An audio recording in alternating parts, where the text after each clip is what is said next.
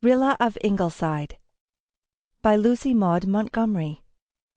Narrated by Emily Durante. This unabridged audiobook was produced in the year 2011 by Tantor Media Incorporated, which holds the copyright thereto. Chapter 1. Glen Notes and Other Matters. It was a warm, golden, cloudy, lovable afternoon. In the big living room at Ingleside, Susan Baker sat down with a certain grim satisfaction hovering about her like an aura.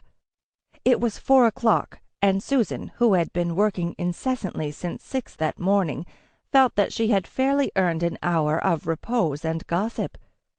Susan just then was perfectly happy.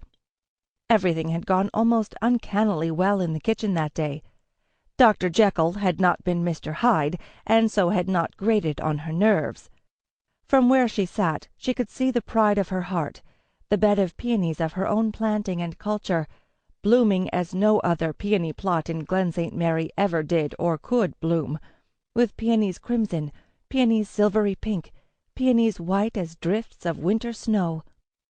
Susan had on a new black silk blouse, quite as elaborate as anything Mrs. Marshall Elliott ever wore, and a white starched apron, trimmed with complicated crocheted lace fully 5 inches wide, not to mention insertion to match.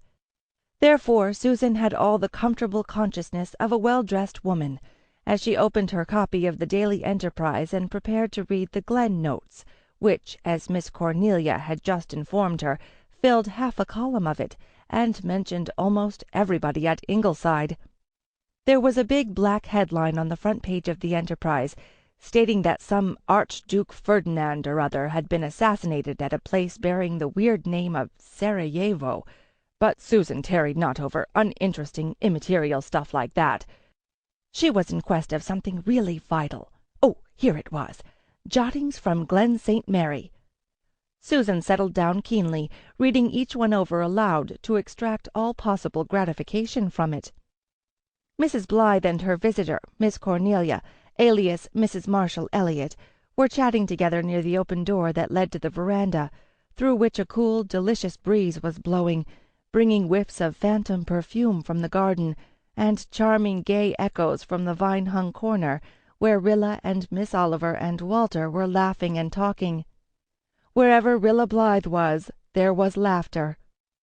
There was another occupant of the living-room, curled up on a couch, who must not be overlooked, since he was a creature of marked individuality and, moreover, had the distinction of being the only living thing whom Susan really hated. Sample complete. Ready to continue?